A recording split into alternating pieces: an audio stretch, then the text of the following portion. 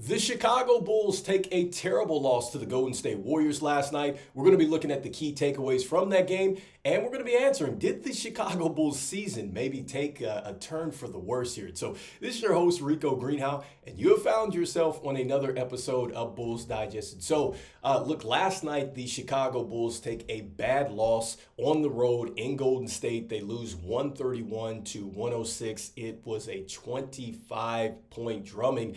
And I think some of the key takeaways out of this game and really the major storyline for this one is just that Golden State was able to produce at a high level off of the bench. They outscore the Chicago Bulls 82 to 30. And then they had some great quarters. They had a third quarter in which they just simply erupted 31 to 16. They outscored the Chicago Bulls there. Then in the fourth quarter, 37 to 26 out there. And so just really picked the Chicago Bulls apart offensively.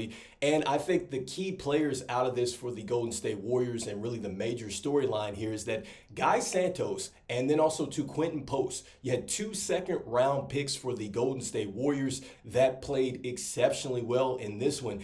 Neither could really miss. Starting with Guy Santos, he had 19.7 rebounds. He was 5 of 6 from 3, and he was also 7 of 10 from the field. So he did a great job as far as knocking down shots when he was open. And Quentin Post, Quentin Post came into this game only knocking down 3 three-pointers for his career, and he had 5 in this game. So he was 5 of 10, knocked down some shots for the Golden State Warriors. 20 points, he had 5 rebounds, 3 assists. Both of those players finished in the plus-minus box score. You had Guy Santos at 31, and then Quentin Post at 13. And so I think that those were some real major storylines in this one. And so let's go ahead and jump into the box score and dive into some other things that really, just kind of popped out into this one. And so let's start with Zach LaVine, because I think that Zach LaVine, if we were to put an MVP out there like I normally do, I think that Zach LaVine was that guy for us. And so I know, he finished with a negative 18 in the plus-minus box score. Don't mistake me here. I mean, it's not a great performance for the team, but I just think that with Zach LaVine, the way he's continued to try to lead this team in tough situations, I thought we saw that again. He tried to get hot, 24 points. He had 3 rebounds, 4 assists, didn't have the turnovers in this one, did a great job as far as getting to the free throw line. He knocked down 3-point shots as well, 3 of 6, 6 of 13 from the field, and he also played 33 minutes. So I think that Zach LaVine kind of did everything that he could do out there.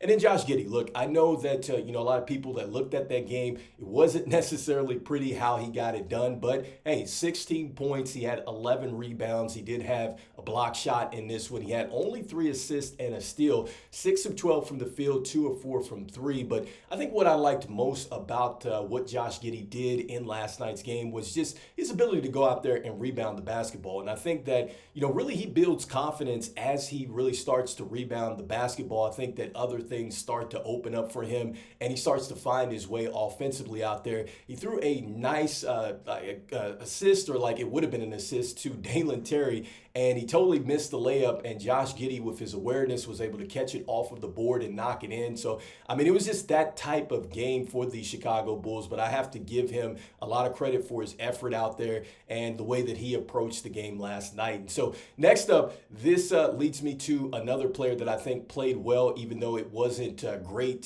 statistically, but you just really get a chance to see his impact. We always talk about this, and it's with Lonzo Ball, because he's playing alongside of Josh Giddey. We didn't have Kobe White out there due to, I think, a bone bruise or something like that in his ankle. And so, look, Lonzo, I think, played well in the starting lineup. He had 9 points in this one. He had a steal.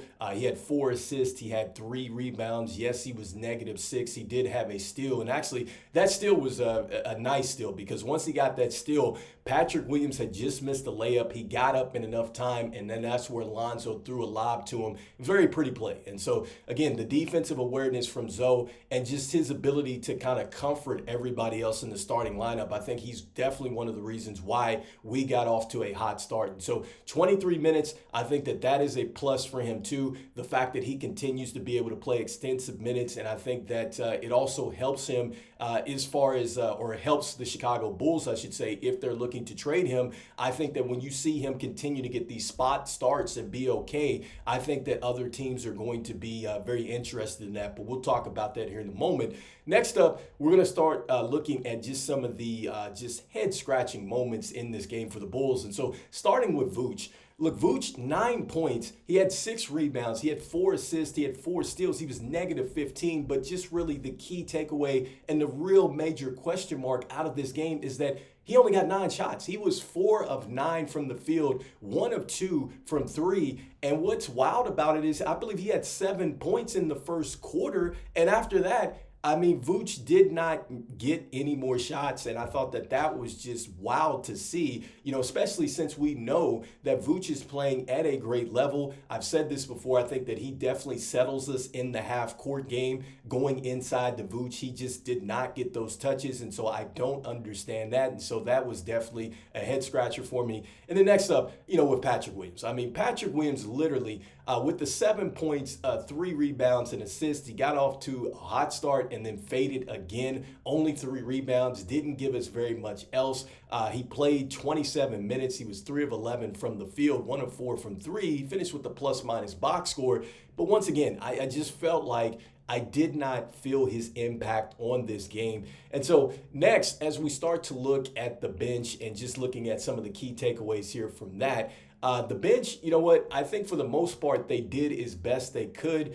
Starting with Ayo, I think Ayo came in. And initially, when we were wanting to go ahead and we were cooking for a little bit, you saw Ayo knocking down some shots early, kind of getting it going. He finished with 13 points, 2 assists, 2 rebounds. It was good to see him on the floor from that calf. But 4 of 6 from the field, 2 of 4 from 3. He did finish with 2 assists, 2 rebounds, but unfortunately, he finished with negative 25 in the plus-minus box score, but he did lead us as far as off the bench. And then with Jalen Smith, he came in. He also knocked down some shots early. He had 9 points. He had 6 rebounds. He had an assist.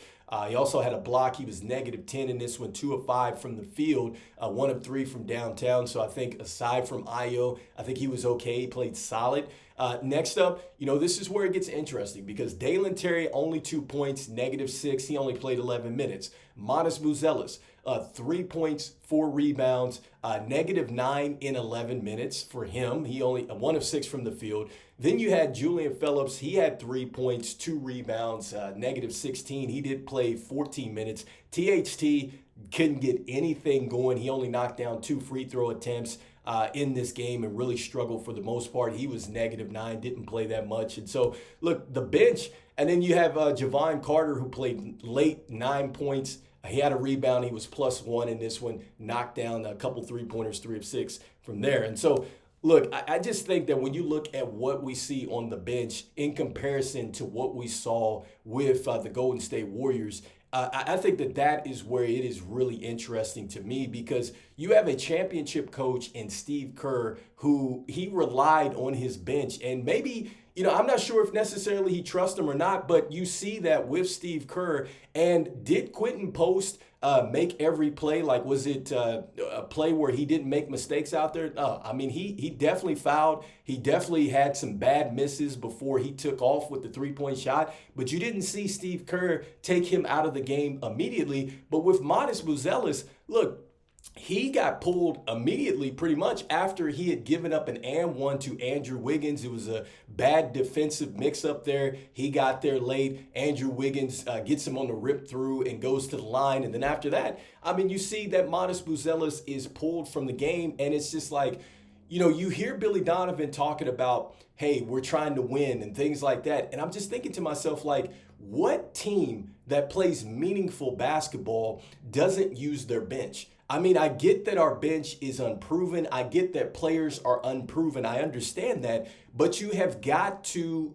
take a chance with your bench. And I mean, the only way that they're going to get better is you have to do exactly what Steve Kerr did, and that is play your bench. Because the game really changed when Steve Kerr went to the bench. I mean, Steph Curry did have, 21 points in this game, but they came out flat for the most part. And I think that it was the bench unit for the Golden State Warriors that really got it going. And you just see that Billy Donovan doesn't have that same trust. And when we look at Matas Buzelis, and we keep calling for Matas Buzelis to play, look, in this particular game, not even breaking deep into the analytics, look, he was tied for 5th in plus minus today, and that's out of 12 players that played in this game. There were only 3 other players that out-rebounded him, and that's Jalen Smith. You had Vooch, and you also had Josh Giddey. So that suggests he could have been out there. And then for my, for my fans out there that say, well, why is he not getting out there over Patrick Williams?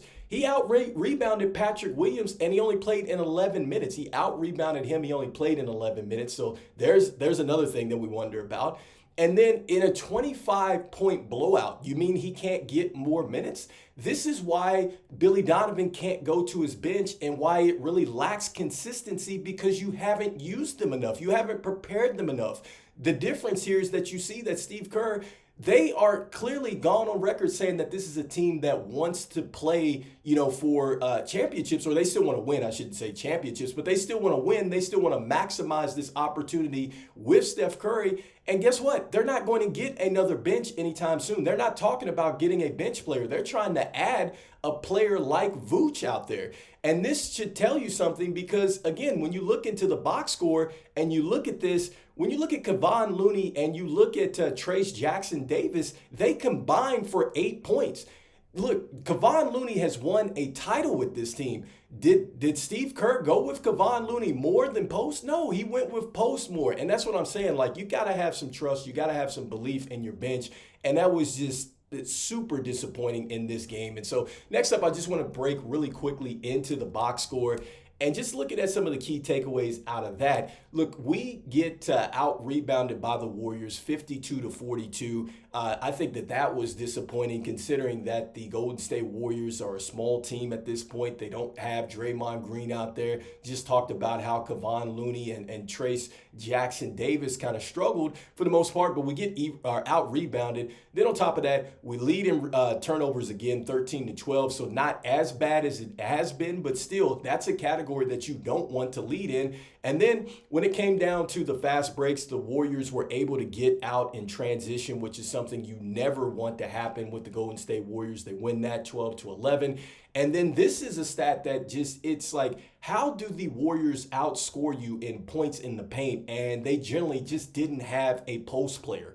36-34, the Warriors beat the Bulls in the paint, which I thought was ridiculous as well. 7-3 as far as the Bulls in the steals. When you look at the field goal percentage, look, the Bulls shoot 39.1% from the field, 40% or 40.1%, I think, from the three-point line. And then you have the Warriors at 45.1%. And then they shoot 43.9% from 3. And so, like I said, the key takeaway out of this game for me is just, I don't know how you're out here saying that you want to win games and that you are willing to go out there and have players get the minutes that have clearly earned the minutes. You're not just giving minutes to people. Look, again, I know we're just focusing on this one player, but with Matas Buzelis, he leads your team in block shots. And I know that the team has gotten a lot better. I'd say defensively, they're still not as good as you want to be. Obviously, we know that, but still, he leads your team in a statistic that you really need. You need defense. You need a rim protector or somebody that can block shots. And so that suggests alone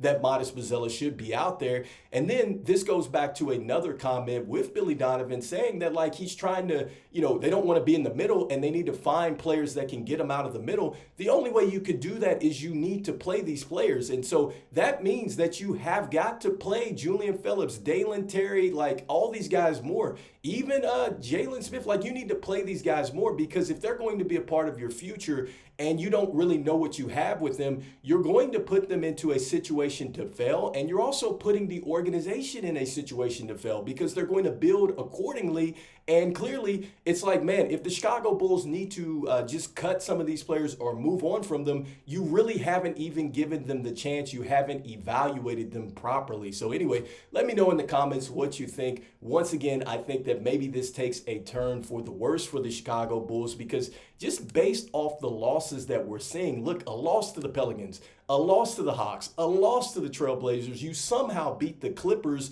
who have actually been on a tear lately, and that's been without Kawhi Leonard. And then you lose to the Warriors, who are heavily linked to a lot of different teams and trades, especially for Vooch. And so anyway, let me know in the comments what you think out there. And so I just want to thank everybody for liking, sharing, and subscribing. It means a lot to us here at Bulls Digest. We try to reach our goal of 5,000 subscribers by the end of the NBA season out there. Wanted to let you know about 66.3% of you that watch are not subscribed to the channel. So make sure that you go ahead and slam dunk on that subscribe button for me.